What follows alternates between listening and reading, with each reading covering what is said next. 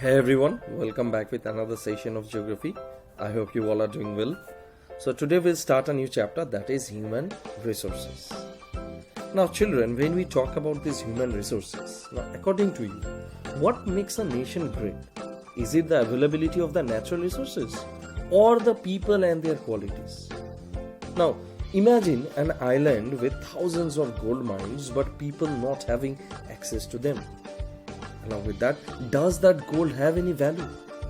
Now all these things it revolves in our mind. So it's the people who give meaning to a resource. It's the people who give meaning to a resource. Now the people of a country form its human resource. People are a nation's great resource. Now nature's bounty only becomes significant only when people find it useful. Now it's people with their demands and abilities that turn them into resources. Hence, human resource is the ultimate resource. Healthy, educated, and motivated people develop resources as per their requirements. Alright. Now, next we see that's the distribution of population. Now, people are not evenly distributed on the globe. The way they are settled in different parts of the world. Okay. Now, human resources, like other resources, are not equally distributed over the world. Now, they differ in their educational levels, age, and sex. Now, their numbers and characteristics also keep on changing. Now, what do you mean by pattern of population distribution? Now, the way in which people are spread across the Earth's surface is known as the pattern of population distribution. Now, only 30% of the world's land houses more than 90% of the world's population. Now, if you see, more than 90% of the world's population lives in about 10% of the land surface. Approximately 75% of the total population of the world lives in two continents, that is Asia and Africa. And if you see the chart here, the 10 countries of the world accommodate nearly 60% of the world's total population. So this is the list of the top 10 populated countries of the world. Alright, so this way we can understand that the distribution of population in the world is extremely uneven. Alright, now next we have, that is the density of population. Now, population density. What is this population density? Now, population density is the number of people living in a unit area of the Earth's surface. So, it's the number of people living in 1 square kilometer of land. Now, if you see, it's normally expressed as per square kilometer. Now, the average density of population in the whole world, it's like 45% per square kilometer. Now, as the population keeps on increasing, so the density of the population also keeps on fluctuating. So right now it's like around 51% density per square kilometer. Now, the countries of Eastern Asia, South and Southeast Asia, Western and Central Europe, East Central North America, all these have high density of population. And among them, South Central Asia has the highest density of population, followed by East and Southeast Asia. Okay. Now, as I said, all these countries such as Eastern Asia, South and Southeast Asia, Western and Central Europe, and East Central North America, all these have high density of population. Now, why do you think these areas they have high density population? Because they have favorable climatic conditions, relief features, fertile soil, and also a good transport network. Now, these regions, they also have rich agricultural land and are highly industrialized. So that's why these areas have high density of population.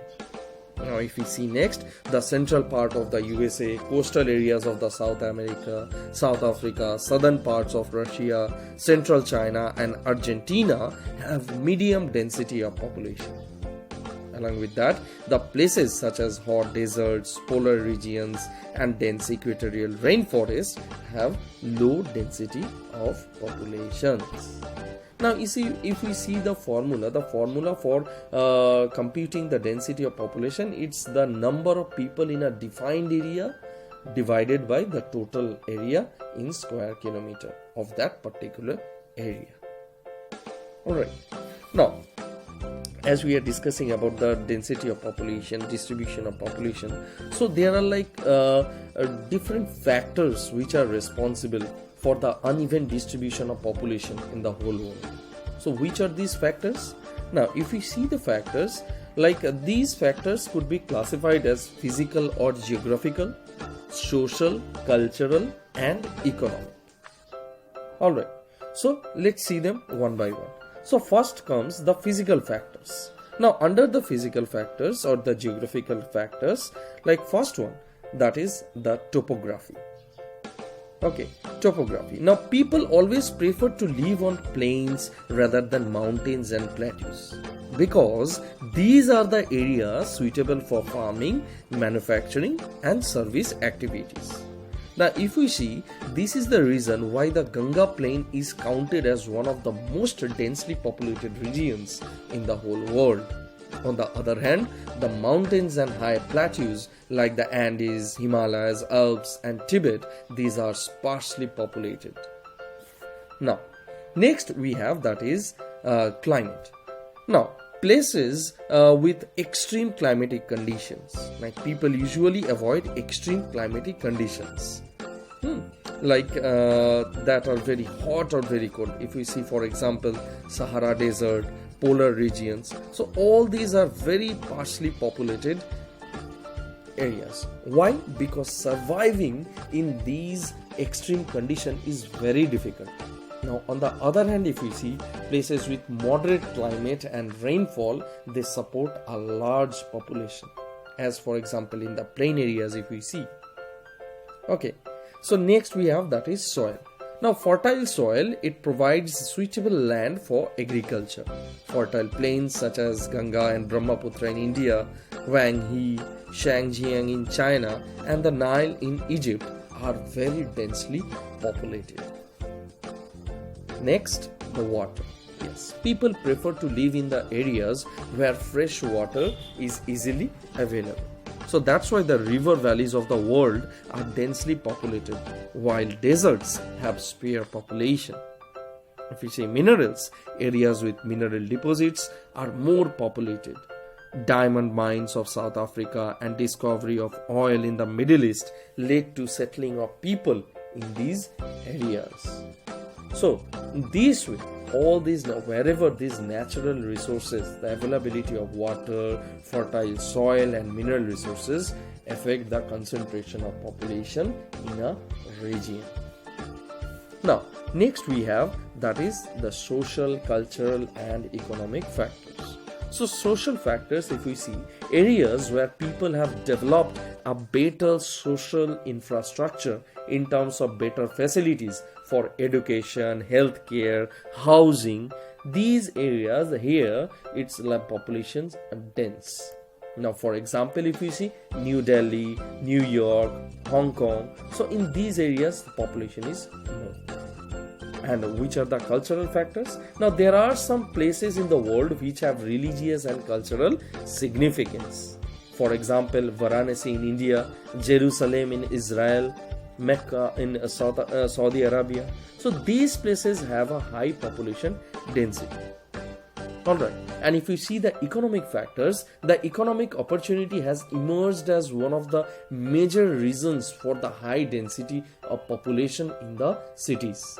Like places such as Mumbai in India, Osaka in Japan, these are all densely populated. Why? Because they provide a large number of job opportunities. Okay, so all these factors are influencing the distribution of population. So that's all we have in this session. In the next session, we will discuss about the population growth and population composition. So until the next time, bye bye.